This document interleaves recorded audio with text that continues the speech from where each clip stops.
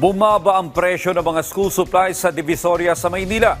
Alamin natin ang kasalukuyang presyo sa report ni Vel Custodio live. Rise and shine, Vel.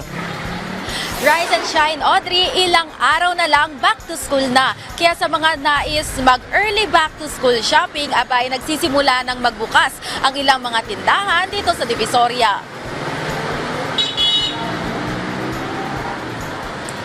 Batay sa monitor ng Department of Trade and Industry, 29 sa 195 stocks ng keeping units, kabilang ang notebook, bond paper at lapis ang nakakitaan ng pagbaba ng presyo na hanggang 10 piso.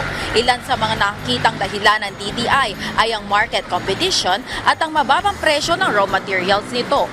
Para sa presyo ng school supplies, mabibili ang notebook ng 15 hanggang 52 pesos, ang papel ay 15 pesos hanggang 48 pesos and 75 centavos, 11 hanggang 24 pesos naman ang lapis at 3 pesos hanggang 33 pesos ang ballpen.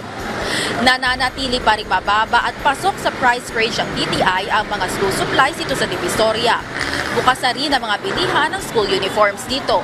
Nagbabala naman ng DTI na maaaring kasuhan ang mga nananamantala ng presyo ng mga school supplies sa ilalim ng paglabag sa Price Act.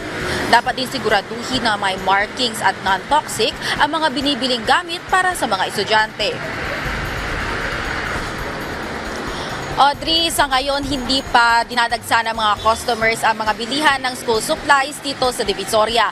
Ayon sa nakausap namin nagtitinda, inaasahan nila na sa darating pang weekend ang peak ng dami ng mga mamimili ng school supplies. At dahil pumasok na nga ang tag-ulan, Audrey, siguraduhin na rin dapat ng mga mamis na may pabaong kapote at payong ang mga estudyante na mabibili rin dito sa Divisoria. Balik sa iyo, Audrey.